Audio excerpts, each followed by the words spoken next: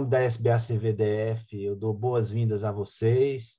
Gostaria de agradecer a presença do Dr. Bruno Naves aqui conosco, nosso presidente, e agradecer também o palestrante da noite, Dr. Fabrício Santiago, que é sempre muito gentil com a nossa regional, sempre atende prontamente todas as nossas demandas. Então, Fabrício, eu só tenho a lhe agradecer muito.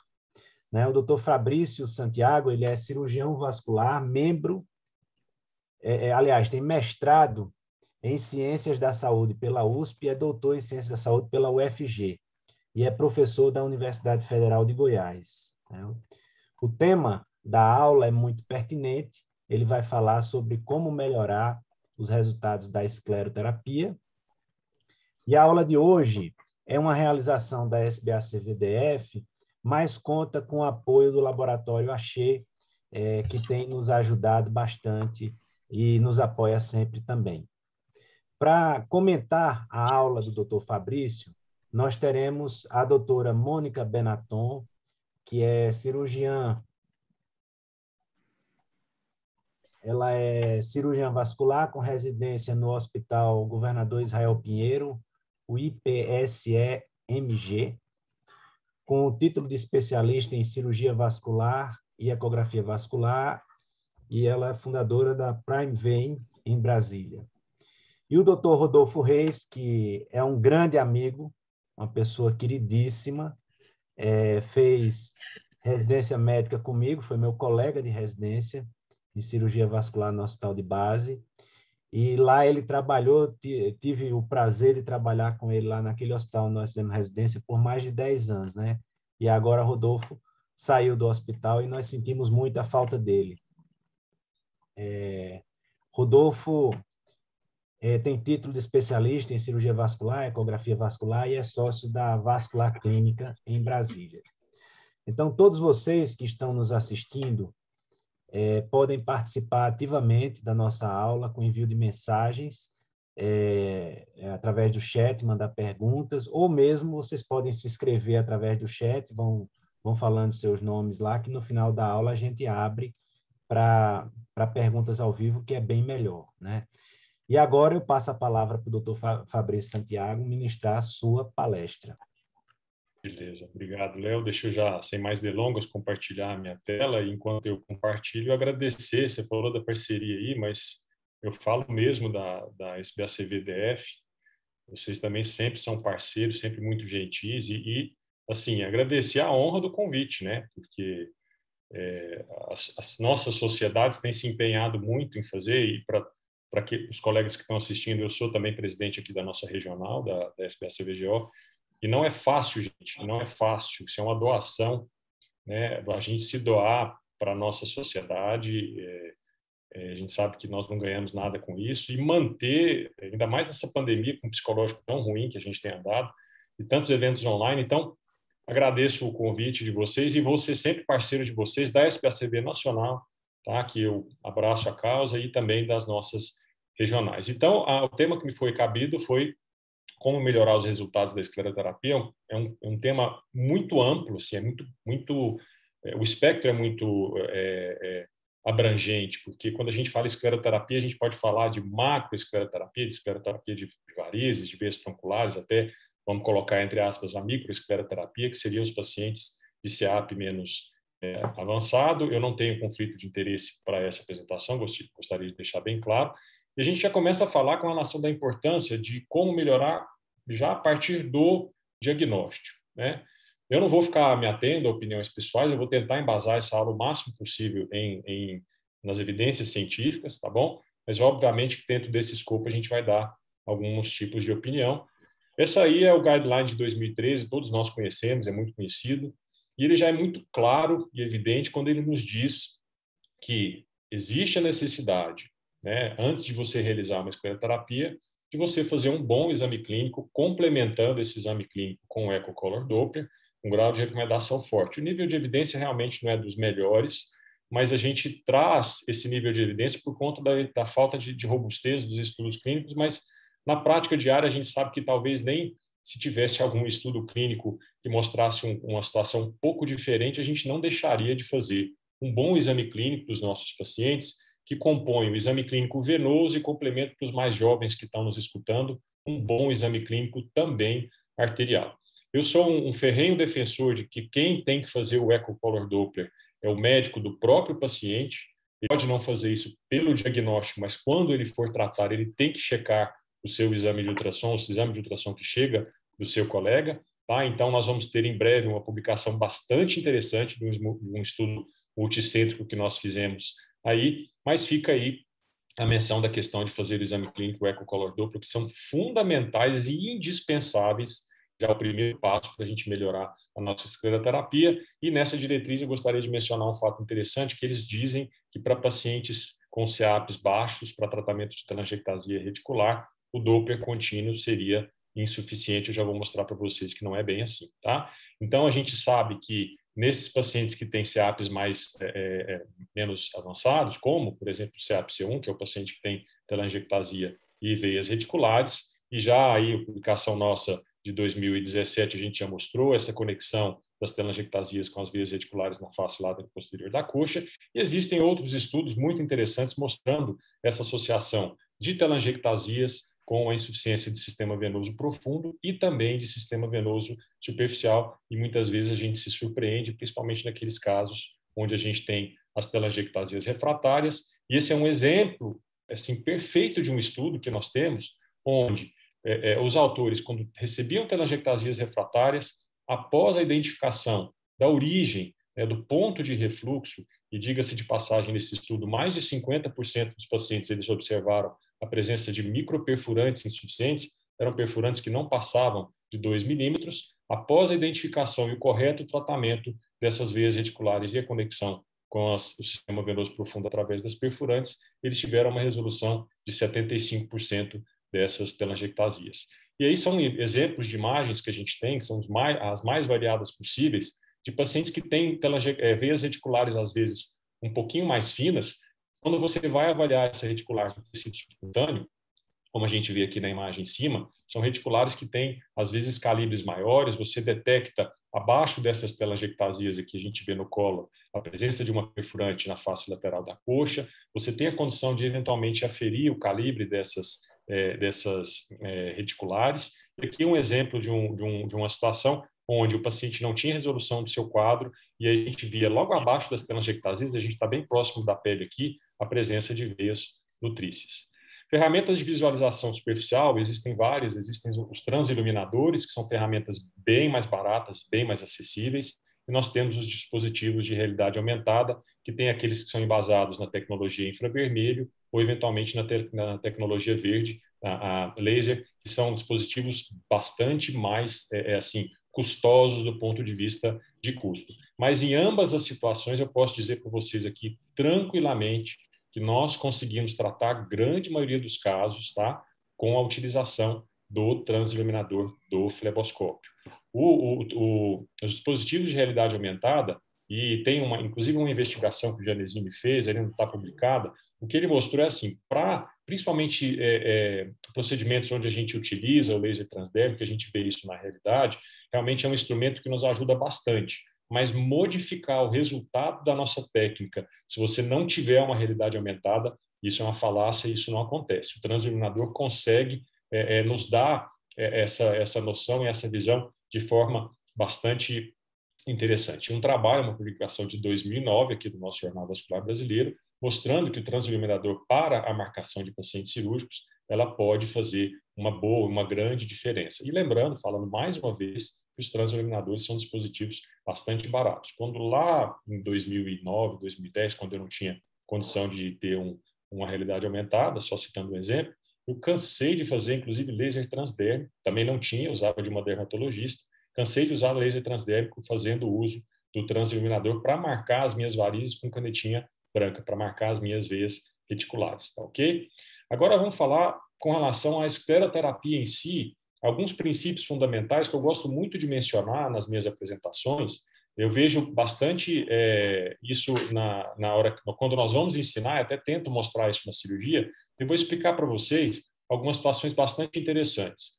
Primeiro é o princípio de o que escolher, escleroterapia líquida ou escleroterapia com espuma, tá?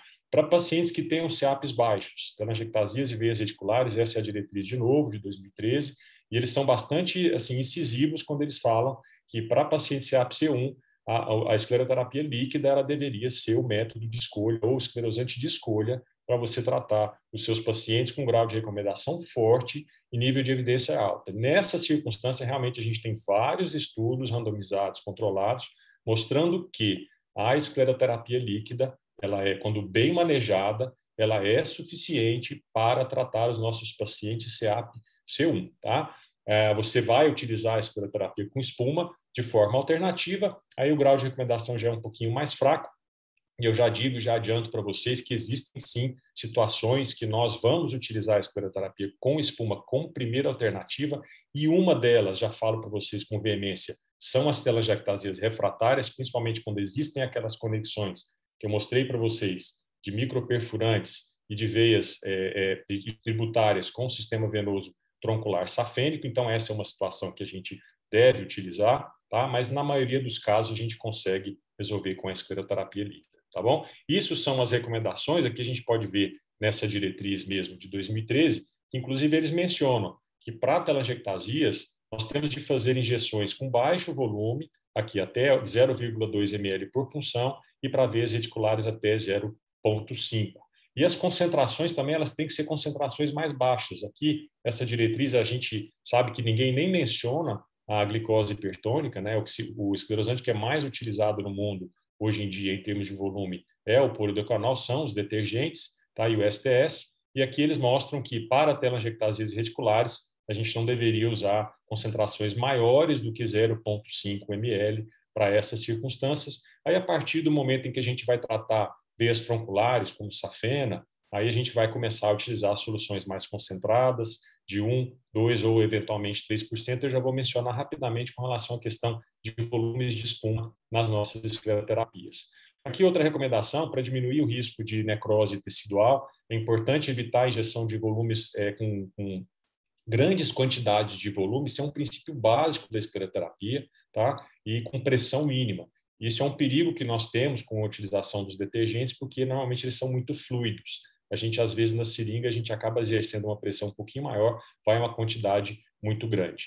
Lembrando também que os esclerosantes que têm concentrações mais baixas, especialmente o polidecanol e o STS, mais o polidecanol, eles têm estabilidade na forma de espuma muito errática. Então, quando a gente utiliza esclerosante 0,5 ou 0,25, a gente tem que usar espumas que a gente chama espumas mais úmidas. São menos ar e mais esclerosante para a gente aumentar a estabilidade.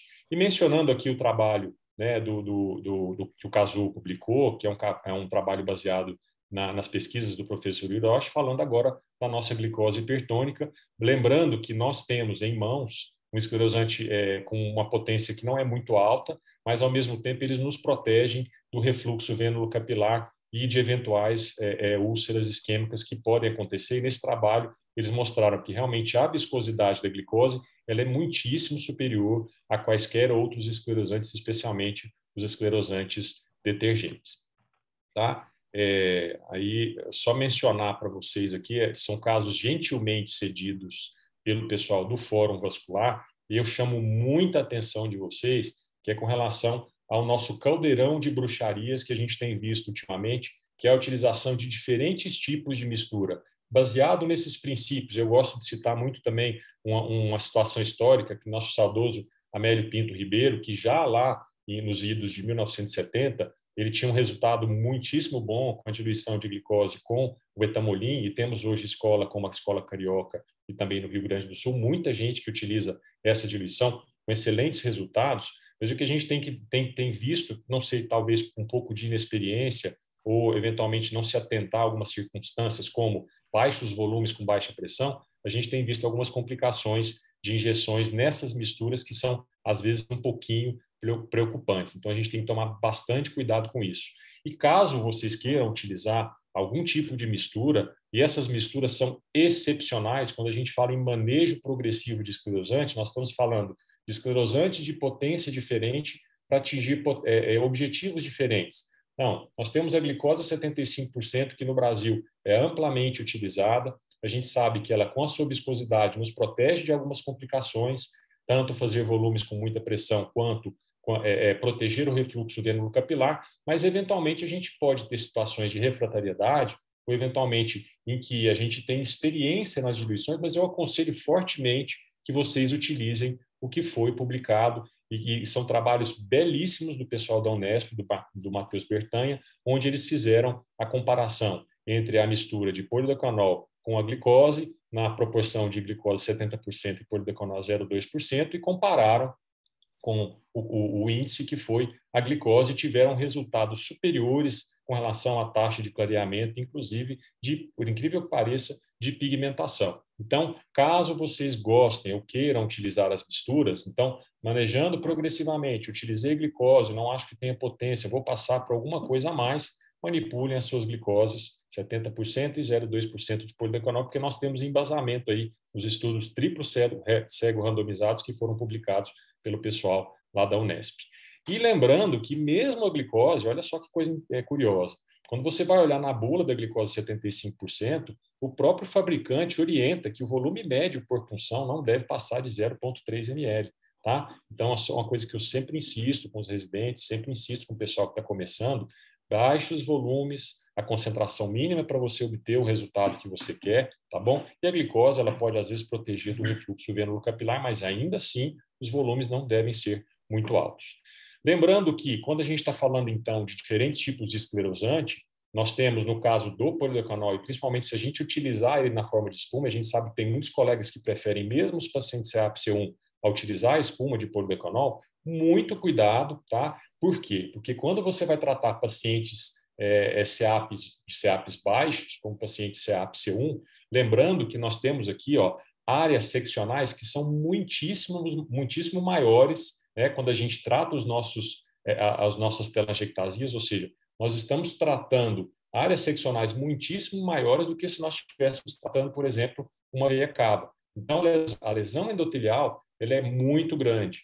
E com isso, a gente vai liberar alguns mediadores inflamatórios e protrombóticos, que não são nem a nossa preocupação principal, mas principalmente as endotelinas, que são responsáveis por eventos adversos, como, por exemplo, cefaleia, escotomas, crises de enxaqueca, eventualmente até pacientes que têm sensação de desmaio no consultório, muitas vezes é por liberação desses mediadores, e principalmente da endotelina, com a utilização de volumes um pouco maiores do que o recomendado no paciente CAP-C1. Quando a gente vai para pacientes CAPs mais avançados, nós temos aqueles volumes de segurança que vão até 10 ml, até o guideline fala que até 12 ml podem ser utilizados, mas a gente pode utilizar até com mais tranquilidade esses volumes, tá? E o volume, agora mencionando a questão da espuma, tá? Nós estamos falando então agora de concentração, qual a concentração utilizar quando a gente fala de veias maiores?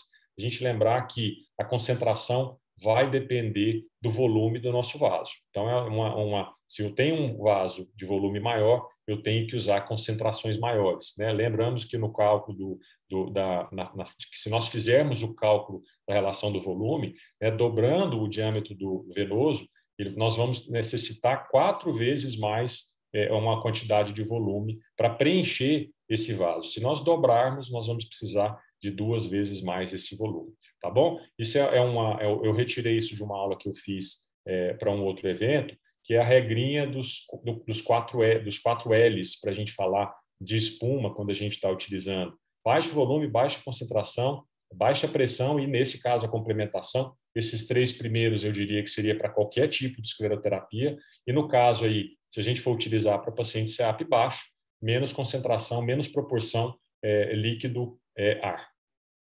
E existe também técnica de punção, pessoal. Tá? Se você olhar em livro de enfermagem, se você olhar em livro de punção venosa, para diferentes tipos de porções anatômicas do vaso dentro da pele ou do subcutâneo, nós temos que angular de forma diferente nossa agulha.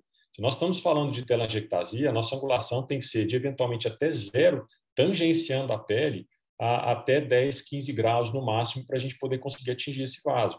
Se nós estamos falando de uma veia reticular, nós temos que angular aí de 15 a eventualmente 45, ficando numa média aí de 30 graus. Isso é lógico que, com o tempo, a gente vai pegando um pouquinho dessa mão, mas existe também diferentes angulações por conta das diferentes profundidades e posições anatômicas dos nossos vasos. E aqui eu não vou ficar passando, não vou ficar nesse slide que nós vamos ficar falando de matemática, de geometria espacial, e aqui a gente está com o Dr. Francisco com a gente na sala, e ele gosta muito de falar da questão do princípio das alavancas, que, associado ao princípio dos postulados do plano, nos ajudam a fazer o balanço de atingir o ponto em que a gente quer, juntamente com aquele equilíbrio. Se vocês observarem aqui, se eu tenho, né, para conseguir movimentar a minha seringa com o princípio da alavanca, então a gente pode observar aqui, e com os 3 apoios que a gente pode observar, a gente colocando a nossa seringa como um quarto, a nossa agulha como um quarto apoio, nós temos aí um plano perfeito para poder a gente atingir o nosso objetivo, que é o vaso, tá? Então, esticar a pele, lembrar que até a pele tem um efeito de cortina quando ela está na sua posição de relaxamento, então aqueles sulcos epidérmicos, eles vão dificultar um pouco a nossa punção, então 2 dedos nos ajudam fazendo o estiramento da pele, o segundo dedo vai fazer o apoio da nossa mão para ajudar na nossa alavanca e a agulha vai conseguir ter firmeza de chegar no ponto, inclusive na profundidade que a gente quer, tá? Com relação à compressão, é outro tema extremamente controverso, a gente tem discussões acaloradas com relação a esse tópico, e para a gente falar de compressão pós-escleroterapia, o resumão é isso daí. O que a gente tem de evidência hoje, de recomendação para utilizar a compressão pós-escleroterapia, é para diminuir a formação de microtrombo associada à compressão excêntrica, ou seja bandagem, seja meia, junto com a compressão excêntrica, seria um dos objetivos para a gente diminuir a formação de microtrombo nas varizes e, eventualmente, também nas veias reticulares. Diminuir o processo inflamatório local e diminuir a angiogênese, isso daí eu já discordo um pouquinho, eu acho que não faz tanta diferença do ponto de vista de resultado. Muito cuidado com compressão pontual, tá? Então, a gente vê muito pessoal falar de compressão excêntrica, então nós temos que lembrar aqui que em regiões de raio menor, nós vamos ter pressões maiores, então aqui a gente pode ver uma paciente com uma pressão de 15 a 23 milímetros de mercúrio, uma meia elástica, por cima de um ponto de compressão aqui na região pré-tibial, e você vê que o sulco é bastante profundo. Então, se você coloca uma compressão excêntrica junto com a compressão extrínseca num período muito prolongado, essa paciente pode eventualmente fazer até uma ulceração, coisa que nós temos de tomar bastante cuidado, tá? E para paciente CAP C1, eu na rotina eu utilizo para a diminuição de microtrombo em veias reticulares que são muito calibrosas, normalmente acima de 2 milímetros, tá? Mas lembrando que nós não temos capacidade de colabar o vaso, isso é um equívoco que nós temos, que quando a gente usa a compressão, a gente vai fazer a compressão ou em safena, ou até às vezes nas reticulares ou nas varizes que são maiores, a gente não consegue, a gente precisa de pressões de até 70 milímetros para colabar uma veia na perna, nós precisamos de pressões de 100 milímetros para colabar telangiectasia, tá bom? E se a gente falar, por exemplo, de safena magra na coxa, o Most só obteve o resultado depois que ele colocou uma meia de 35, junto com uma compressão excêntrica, para atingir uma pressão de interface de 66 milímetros para ele poder colabar essa veia. Então, é uma situação bastante desconfortável e, do ponto de vista prático, ela não é muito factível. Tá ok? Só um exemplo de uma paciente que a gente fez, a avaliação, a gente colocou o Picopress, uma meia de 30 a 40 na face lateral da coxa, junto com uma pancada de algodãozinho, de rolo de algodão, de bolinhas de algodão, e o máximo que a gente conseguiu atingir de pressão de interface foi 22 milímetros. No entanto, a gente sabe que se a gente diminuir um pouquinho o calibre desses vasos, a gente eventualmente vai ter uma redução da quantidade de microtrombo, apesar de robustez, para a gente falar isso, a gente não tem. Tá ok? Isso daí é a diretriz de 2019, e eles falam que para você, após a sua escleroterapia, você deveria utilizar as meias elásticas, mas o grau de compressão, a terapia compressiva, perdão, mas o grau de recomendação é fraco, o nível de evidência também é ruim. E nesse artigo, eles falam uma coisa muito interessante, é que na falta da robustez das evidências, isso eu concordo com eles, acaba que a melhor prática clínica, o melhor julgamento pessoal, ele deve prevalecer. É um artigo do Alan Davis, agora bem recente, onde eles falam realmente que existem várias lacunas, dentre elas o tempo, o material que a gente deve utilizar, o tempo correto pós-escleroterapia que a gente deve fazer uso dessas meias, a gente não tem resposta para isso ainda. O tratamento em si, ele pode ser guiado visualmente mas aqueles dispositivos que eu falei para vocês, eles facilitam bastante a nossa vida em algumas circunstâncias onde a gente não consegue enxergar. A utilização de lupas de magnificação também são muito boas, principalmente para quem está na minha idade, isso ajuda bastante, tá? Com relação à dor, o que a gente pode fazer para melhorar? Diluições de anestésico nas nossas soluções também são interessantes de serem feitas, já existem publicações, essa de 1999, existe um outro estudo randomizado também mostrando que a utilização de lidocaína junto com a solução esclerosante também pode melhorar bastante. E no nosso caso, que a gente usa bastante glicose, a glicose hipertônica é bastante irritante. Então, se você usa ela na forma pura, o paciente costuma realmente sentir um pouco de dor e a diluição com lidocaína é bem-vinda. O que a gente pode fazer além da diluição com lidocaína? Frio. O frio ele reduz a neurocondução da dor, ele promove um decréscimo na transmissão das fibras de dor, diminui a excitabilidade das terminações nervosas. Isso acho que está bastante claro. Eu não consegui inserir aqui porque eu fui procurar nos meus artigos, eu não consegui achar, mas o Felipe Coelho fez um trabalho muito bacana onde eles mostraram que quando você faz o resfriamento de pele, realmente observando a escala visual analógica, a diferença é muito grande.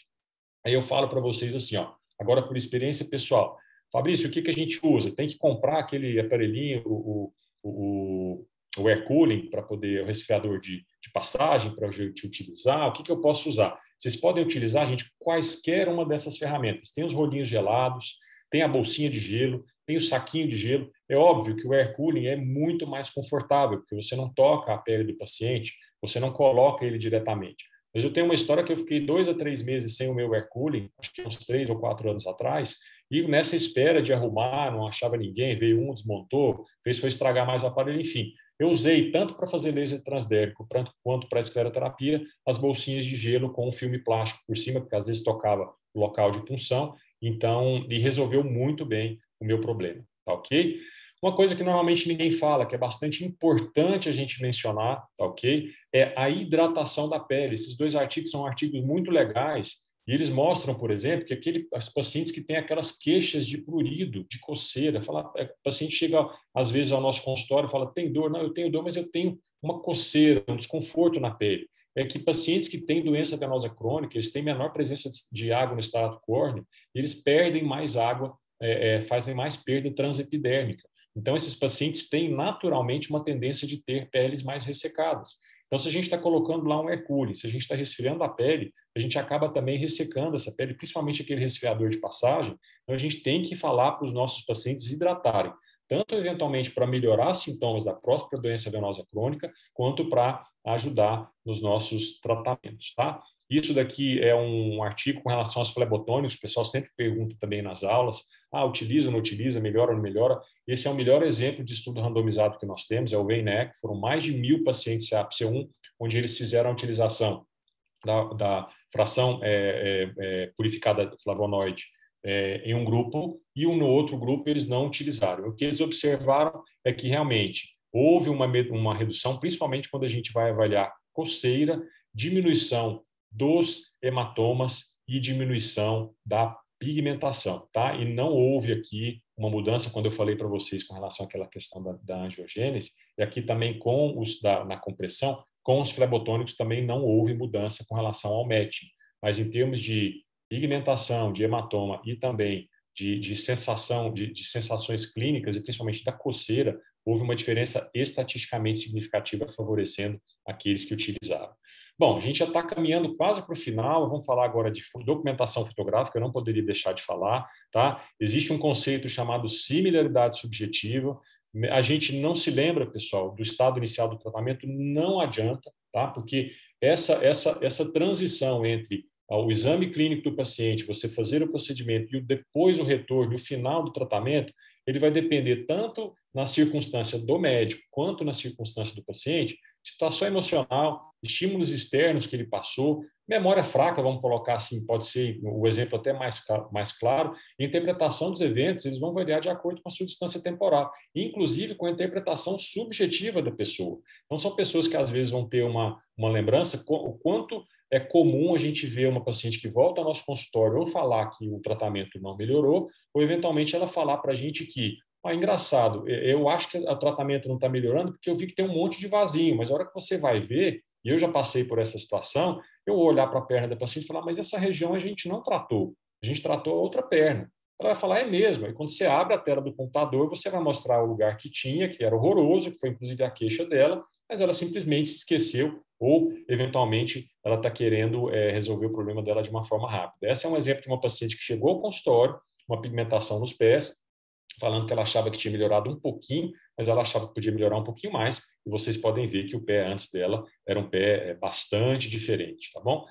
Temos um artigo publicado com relação a isso, nós mostramos claramente que existe uma mudança de percepção. Quando o paciente vê uma foto, ele vai avaliar a foto depois que você pergunta para ele o grau de satisfação que ele tem, inclusive de pacientes que estavam satisfeitos, que passaram a ficar muito satisfeitos depois de avaliar as suas fotografias. E aqui um artigo que nós publicamos agora bastante recente, tá? Um artigo multicêntrico, e a gente tem que tomar bastante cuidado com isso, que nós lidamos com pacientes do sexo feminino, e nós fizemos um interrogatório para a gente encontrar transtorno dismórfico corporal símile em algumas pacientes com CAPC1, elas tinham apenas telangiectasias e veias reticulares, e a gente pode observar que pacientes uma faixa etária entre 30 e eventualmente 50 anos, e principalmente as solteiras, isso é só um achado, tá bom? Isso é um estudo transversal, pessoal, mostrando que essas pacientes tinham traços de transtorno dismórfico corporal, ou seja, são pacientes que podem eventualmente ter uma visão um pouco distorcida,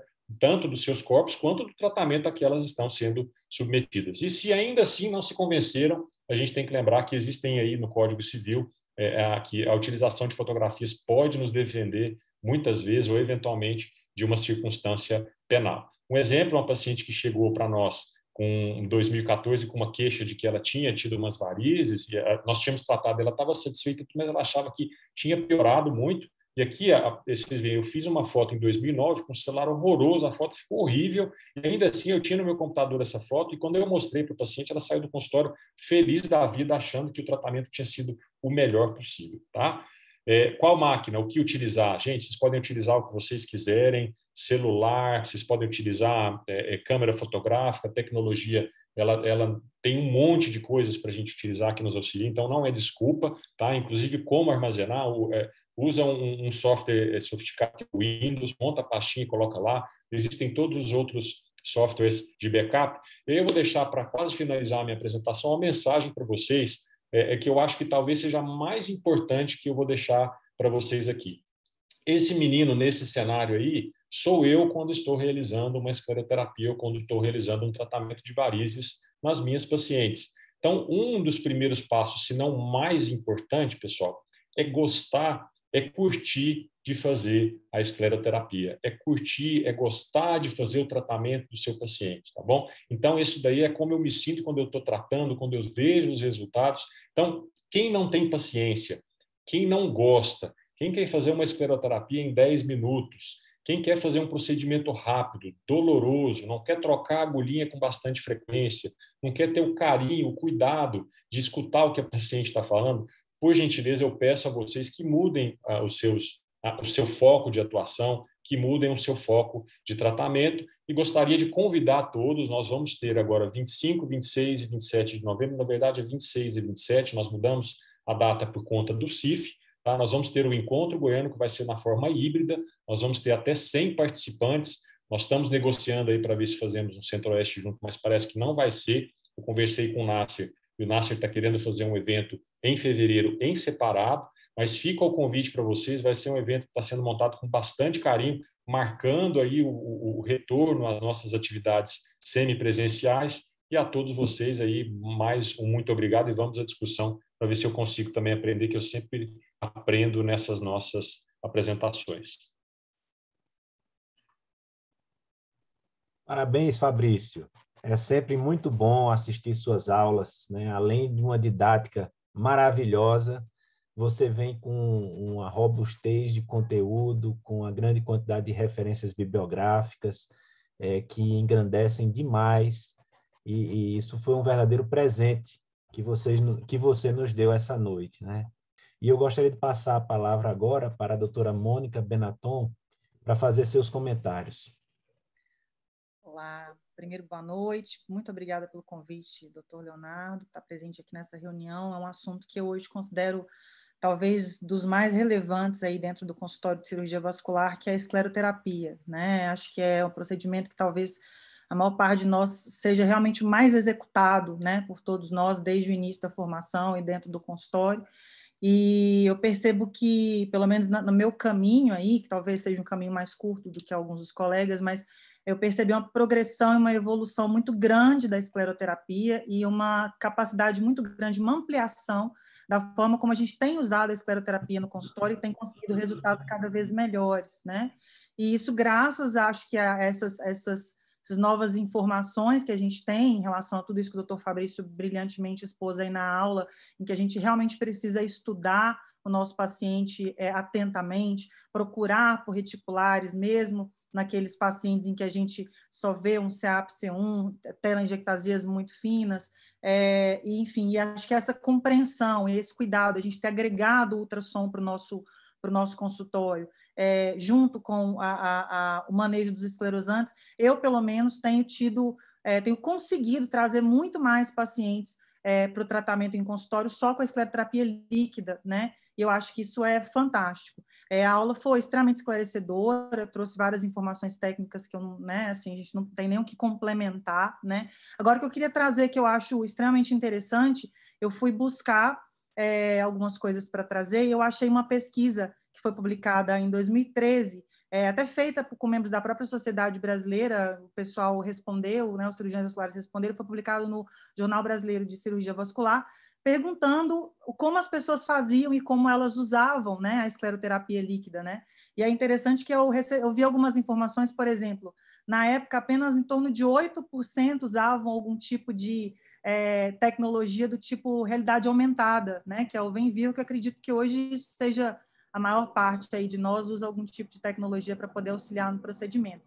E outro número que eu achei muito interessante, que eu também acho que hoje não é mais esse número, é que, à época, mais de 60% dos colegas usavam a cirurgia e a escleroterapia em complementação à cirurgia, né? E hoje eu acho que a gente está tendo uma modificação desse número, se não uma inversão, pelo menos uma redução significativa, né? Então, eu queria trazer isso aí para complementar para vocês. Eu acho que a escleroterapia é um tratamento fantástico, quando bem aplicado e quando bem realizada. Também é importante levar em consideração toda essa questão do conforto.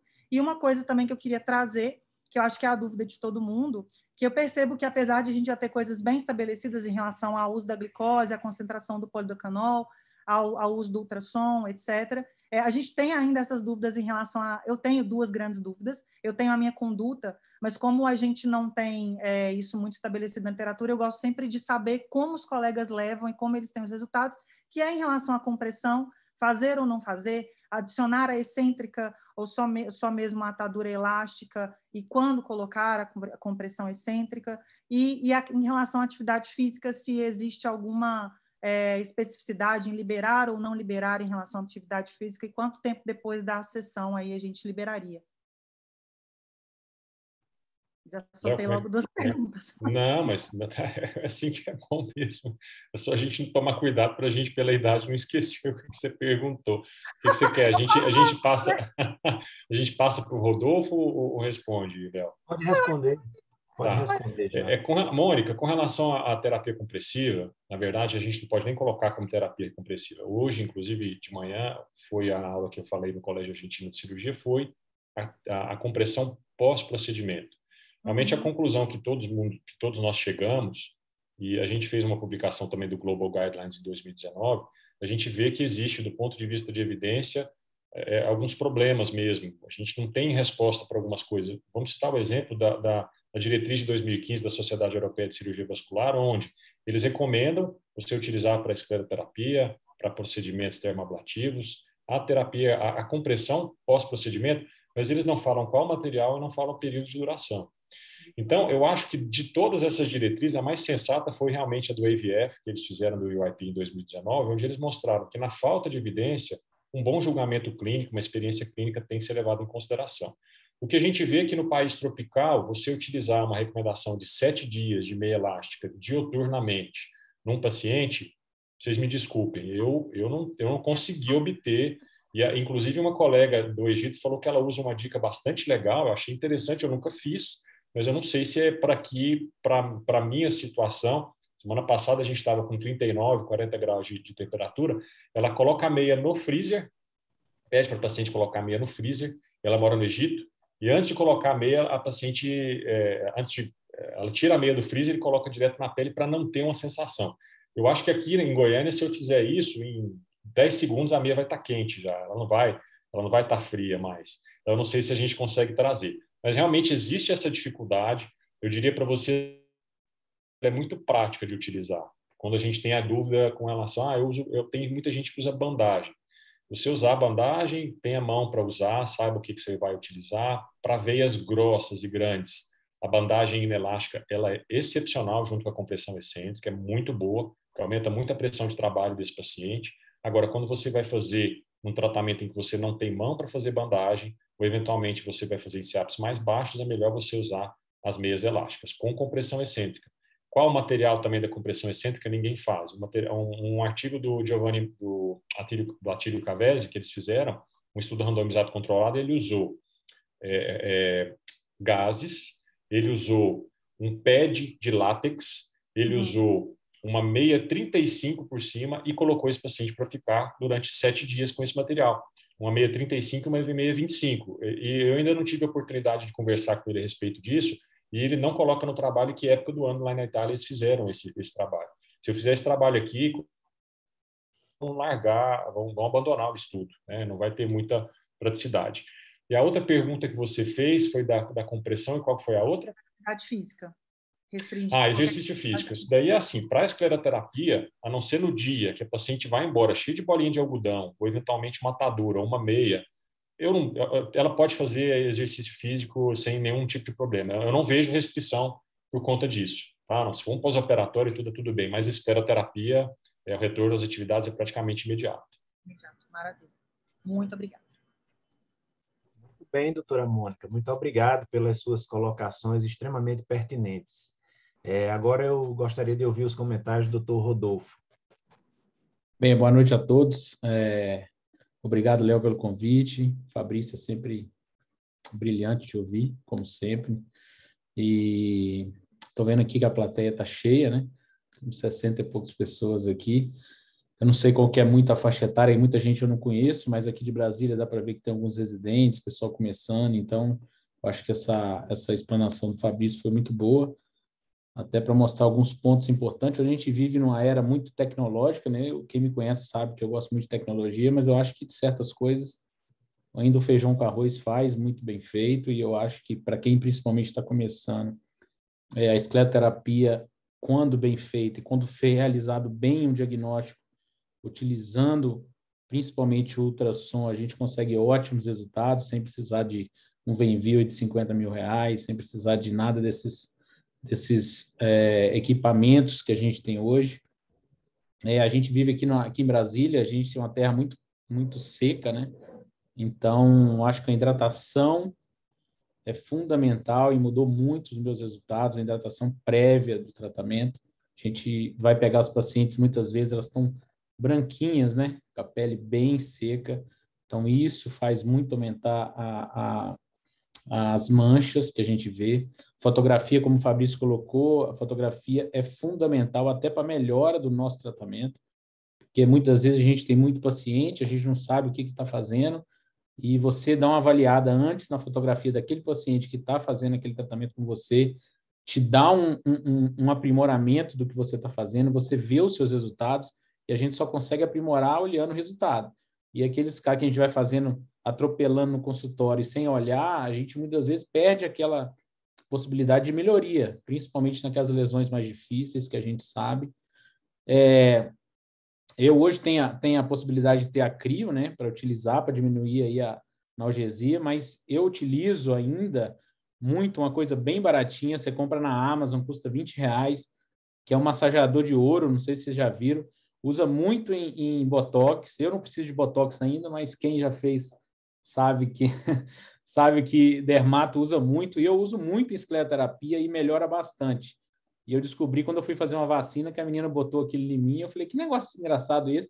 Daqui a pouco ela fez a vacina e eu não senti nada. Eu falei, eu vou usar em escleroterapia. Então, eu uso muito, custa R$20, é muito baratinho. e melhora muito a sensação. O paciente fala, que tremorzinho esse aqui, que melhorou muito a sensação, tá? Então fica aí a dica. E o principal, que eu acho que, assim, o Rodrigo, semana passada, né, Léo? A gente teve uma reunião falando sobre laser transdérmico, e o Rodrigo tocou no assunto, eu vou tocar aqui de novo, que foi sobre alguns colegas lidarem com a escleroterapia de uma forma tão, assim, banalizando o método, que deixa a gente triste, e a gente brigando aí com muito avanço de outros profissionais da nossa área, realizando a escleroterapia, que a gente vê muitos colegas fazendo tão igual os outros fazem, né?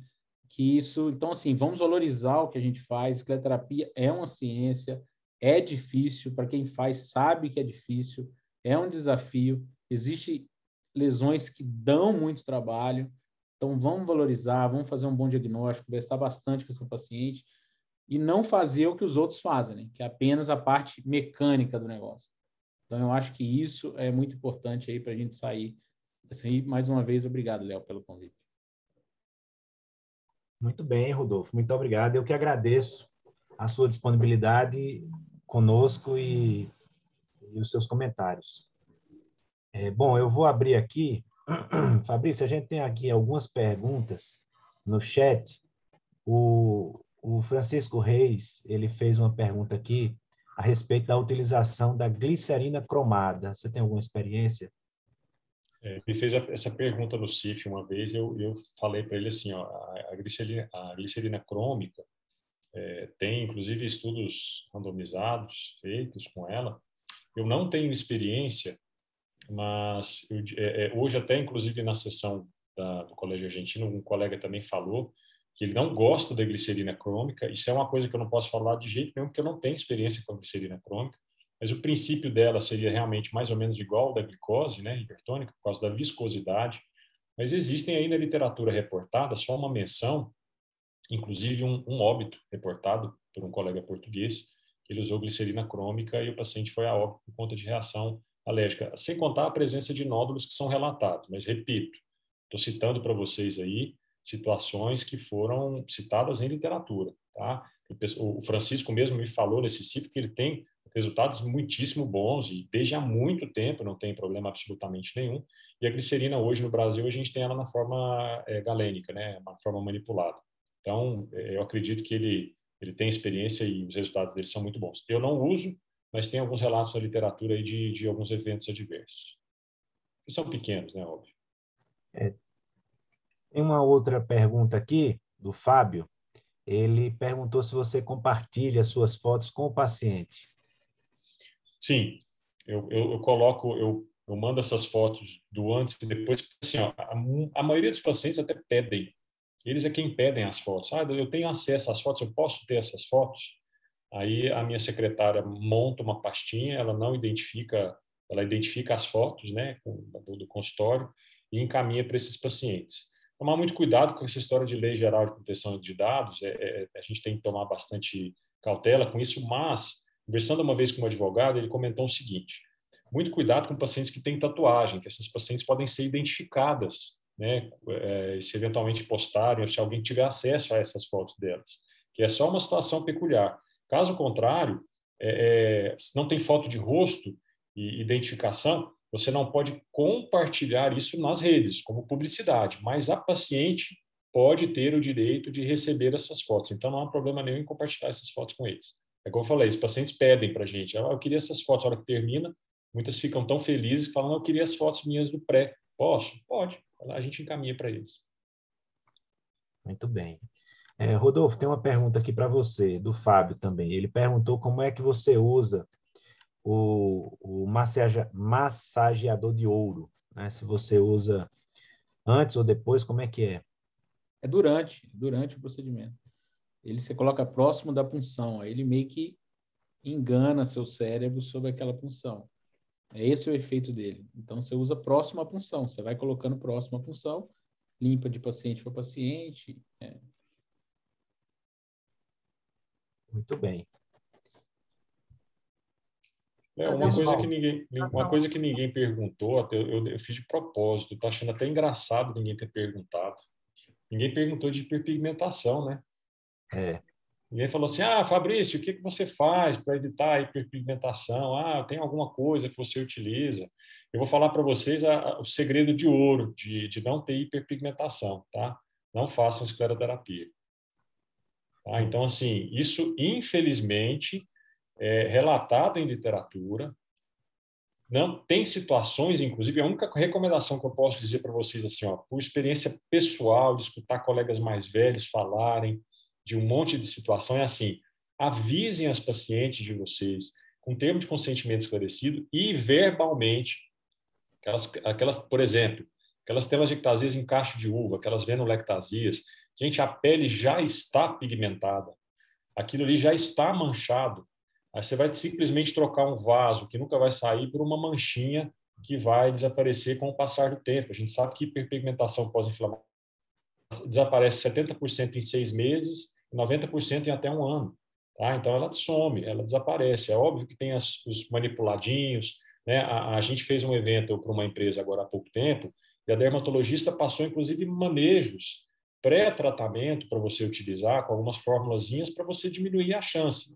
Mas, ainda assim, não existe segredo nenhum. Compressão excêntrica para diminuir escleros, você fazer um baixo volume, baixa concentração, você diminuir a inflamação, em tese, utilizar o laser com a escleroterapia, mas isso tudo é anedótico, né? Mas, assim, em suma, não quer pigmentação, não faça escleroterapia. Ô, Fabrício, e tem algumas pessoas que usam esses medicação ação antitirosinase no pré. Você tem experiência com isso? Principalmente aquelas pessoas que você sabe que você olha para a pele, você sabe, ela vai manchar.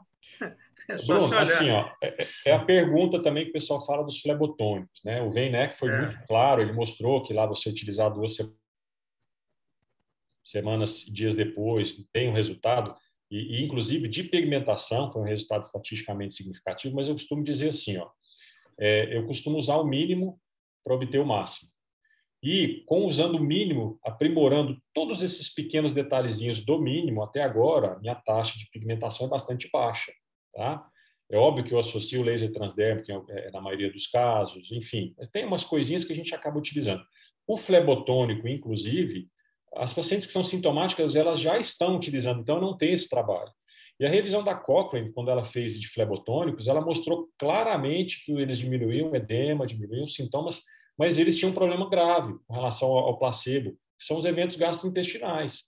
Então, você está falando aí de uma medicação que a gente pode utilizar, que a gente pode fazer, não tem nos robustez ainda, a gente não tem uma evidência, né? É mais ou menos igual usar o Pinospinaster também, que tem sido bastante difundido, o pessoal usa muito tempo antes, depois você passa o cremezinho junto e depois ainda usa depois. Então, assim, eu vejo que quando você aprimora a técnica, você, por exemplo, que eu tenho certeza que é um escleroterapeuta que é fantástico, deve fazer escleroterapia como ninguém, você vê que você utilizando a técnica certa, às vezes você não precisa ficar acrescentando, porque senão você vai acrescentando coisas, você vai mudando droga, você acrescenta custo e você eventualmente vai adicionar aí um evento, por exemplo, gastrointestinal no paciente que não tinha nada e você vai só causar um mal às vezes maior, tá? Então, essas drogas, para evitar, ainda não tem nada, gente, na literatura que faça de forma robusta evitar a hiperpigmentação, tá? A gente não tem certeza disso ainda, na escleroterapia, tá bom? Eu acho que o principal é a hidratação, né? Hidratação. Eu uso muito o nosso patrocinador aqui, eu uso no pré, uso no pós, falo com a bastante, passar bastante, principalmente a gente, né, Fabrício? Centro-Oeste é muita seca, então acho que isso faz muita diferença. Isso eu vi muito isso depois que eu comecei a fazer transderm, porque o air cooling ele resseca demais a pele. Os pacientes, algumas vezes no primeiro disparo a gente vê uma descamação que eu uso a lupa, descamaçãozinha epidérmica, fala, putz. Aí depois de uns 6 ou 7 anos para cá, a orientação da hidratação tem sido assim com muita frequência e melhora muito. O paciente, inclusive, tanto até o desconforto do laser, eu vou te falar, mas isso é totalmente anedótico, tá? Mas a hidratação é uma coisa que já a gente usa lá no consultório já há muito tempo e é muito bom. Sem contar que, igual você falou, a gente está no Centro-Oeste, não tem... hidratante é obrigatório, né? É uma coisa que não tem nem como não usar. Muito bem. Fabrício, tem aqui um comentário do Dr. Francisco Reis, que falou que a glicerina cromada mancha menos, né? E nós temos duas perguntas sobre matching. Eu queria juntar, a Natália e a Renata perguntaram como você aborda e como você evita o matching. Leonardo, você me permite? Permito, à vontade. Eu quero parabenizar o Fabrício pela aula, foi maravilhosa, muito boa. E, lamentavelmente, aqui no Brasil, pouca gente tem usado a glicerina cromada. A escola mais importante, onde existe uma maior literatura que todos nós podemos recorrer, é na Suíça, né? Nós temos publicações importantes sobre a escleroterapia. Esse caso excepcional que ele citou, poderia ocorrer com qualquer substância, pode dar alergia. Mas, na minha experiência, principalmente nesse tipo de paciente que a gente tem medo de hipercromia, que é exatamente o pessoal que tem fototipo 5, 6, é o melhor pessoal para se beneficiar da glicerina cromada. Nunca tive esses nós que o Fabrício citou aí, da literatura eles falam, nunca tive. Eu tenho uma experiência longa, muito grande, preciso até contar, mas com o uso da glicerina cromada, eu acho que nós temos que, para melhorar o resultado em geral da escleroterapia, nós temos que incluir no nosso arsenal. E eu fiz isso, aprendi, o Felipe Kern, lá de Berna, né? Ele me deu várias dicas, é um cara muito dedicado, estuda muito, e realmente fiquei agradecido. Acho que isso aumentou muito a minha qualidade, principalmente nos pacientes de fototipo 5 e 6, que você corre das manchas, então você faz glicerina, você tem um resultado fantástico com a glicerina. O pessoal aqui de Belo Horizonte que aprendeu comigo faz, e também todo mundo tem experiência parecida. Então, alarga nossos horizontes como angiologista. Eu recomendo. Muito obrigado. Muito bom comentário. Vamos lá, Léo, a resposta do matching, né? O matching é outro terror, né? De novo, fala a mesma coisa da hipercromia. Não quer ter matching, não faz escleroterapia, não trata varizes, porque também é uma coisa que a gente vai ter no consultório, não tem jeito. Existem regiões anatômicas que são mais propensas, existem circunstâncias também. Existe uma teoria que o professor Hiroshi Miyake falava, e é uma teoria bastante interessante, que a gente está tentando fazer essa investigação, ela é meio custosa, sabe? Que é assim, quando você injeta um esclerosante, você não consegue controlar até onde esse esclerosante vai. E, eventualmente, você danifica válvulas de veias subjacentes que estão próximas, que são veias normais. E quando a gente vê o matching hemodinâmico, é uma coisa que a gente vê claramente. Você faz a injeção do esclerosante, trata, às vezes, até aquela reticular que está supostamente mantendo aquela pressão na camada mais superficial, de repente a paciente volta com aquele broto de vasinhos e uma outra reticular que não foi aquela que você tratou. Então, vem bem a calhar a teoria do professor Hiroshi. Então, vem de novo, evitar. Quando a gente está falando de escleroterapia aqui agora. Então, você tem que injetar com concentrações baixas, volumes baixos. Então, para vocês terem uma ideia, numa sessão de esclerose minha que eu uso, diferentes tipos de esclerosante, por punção, eu uso seringa de 1 ml com agulha 30G, tá? Isso é um hábito meu. Por punção, eu injeto 0,02 ml.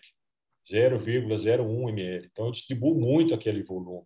Eu tento não injetar muita coisa para você não progredir esclerosante para o lugar que você não quer. Então, essa é uma das formas. O laser transdérmico vem acrescentar um pouco disso, mas nós estamos falando de escleroterapia, mas o laser transdérmico também ajuda, ele faz uma barreira nessa progressão, então a gente faz uma técnicazinha de bloqueio, faz o transdérmico, fazer uma edema de íntima para eventualmente fechar com aquelas contas de rosário alguns pontos para você injetar o esclerosante e ficar mais ali. Isso é outra situação. Quando você tem o matching, nós temos dois tipos. Nós temos o matching inflamatório, que ele é autolimitado, ele dura em torno de 30, eventualmente 60 dias, que você vê aquela vermelhidão, que não são só vasinhos, você vê uma irritação de pele da paciente, que você vai esperar esse momento, esse período, e aquilo ali, teoricamente, vai clarear. E existe aqui, que eu acho que é a mais comum, que é o matching hemodinâmico, que é esse que eu falei para vocês, que você ou deixa de tratar veias e a paciente fica ali com hipertensão venosa local, e você tem que tratar aquilo ali no retorno dela, ou eventualmente você lesa vasos que habitualmente eram normais nesse processo em que você faz, tá? Então, são teorias que ainda não foram totalmente comprovadas. Então, quando você tem uma... Posso mais quando uma? você... Posso acrescentar mais uma, Fabrício? Pode, É o pode tempo falar, de injeção. Eu quando tem esse mate difícil, eu faço a punção, eu sei que eu estou com a veia canalizada, a telangiectasia canalizada, eu demoro mais a injeção, sem aumentar a pressão, nunca com pressão alta, exatamente por causa dos trabalhos do Hiroshi. Então, eu faço o tempo, eu brinco, eu lembro da frase latina, carpe diem, eu curto, já que o match é tão difícil, já que ele me deu tanta surra, eu curto ali a injeção. Eu demoro mais tempo, com baixa pressão, sempre com baixa pressão. E aí eu consigo alguma. É como você falou, não é nada científico, mas eu tenho a impressão que aumenta o resultado. E lembrando do trabalho do pessoal do Espírito Santo, né, do Breno e do Coraça, que eles usaram a brimonidina, os pacientes que é um vasoconstritor para usar em rosácea, e como estava em falta, a brimonidina tópica mesmo. Você usa a brimonidina e ela faz uma vasoconstrição e eles tiveram resultados excelentes com uma semana. São só reportes de casos, relatos de casos pontuais, tá? E hoje em dia, quando você não tem, você inclusive pode manipular aquele colíriozinho, que é o vasoconstritor ocular, junto com o creme, e funciona mesmo, viu, gente? Melhora um pouquinho. Não resolve, porque o hemodinâmico você tem que tratar o refluxo subjacente, tá? Mas diminui bastante aquela reação neoangiogênica, pelo menos nos primeiros dias. Muito bem. Colírio, Fabrício. Oi? Alguém Colírio. falou? É o Mirvaso, é a brimonidina. Colírio, é? Tem o colírio oftalmo. Tem o colírio oftalmológico, e quem falou isso uma vez, quem me ensinou isso uma vez, foi uma dermatologista. Elas estavam em falta, o Mirvaso, para elas usarem rosácea, há um tempo atrás. Elas começaram a manipular, colocar o cremezinho junto com o colírio, vasoconstritor, que também é o princípio ativo. E resolveu, e melhorou, entendeu? Mas, assim, repito, gente, isso aqui é ciência baseada em experiência, tá? Não tem, assim, nada robusto. Semana passada, eu atendi uma paciente que fez subsídio, né, para celulite, com cirurgião plástico, no meio do bumbum, dos dois lados. E nos locais que ela fez subsídio, provocou as nuvenzinhas telangiectadas, dos dois lados. Ela veio me procurando semana passada, mas você não tem nem aonde fazer, né? Porque aquilo é muito fino. Aí eu pensei na Brimodina, falei até com o Breno, né? Mas tá difícil de achar, por isso que eu falei do colírio. Esse colíriozinho é uma receita, depois eu te passo. É uma dica boa. Fabrício, aqui no chat o Xiomi está perguntando a respeito do número de punções durante a escleroterapia com glicose hipertônica, né? Se fizer um número maior de punção, melhora o resultado ao longo das telangiectasias. Eu vou dizer aí, o Dr. Francisco comentou, não é com a glicose só não, é com qualquer esclerosante. Eu acho que a distribuição do volume de forma bastante contida. Então, a gente conter a nossa mão, porque a nossa vontade é de injetar e ver aquelas veinhas sumirem, que é o mote das redes sociais, né? Injetar e ver aquele vaso sumir, aquilo é maravilhoso. Lembrar que o esclerosante, gente, ele age centímetros só após a sua punção, tá? Quando é espuma, a gente está ali na zona de 5 a 10 centímetros e falando de veias tronculares.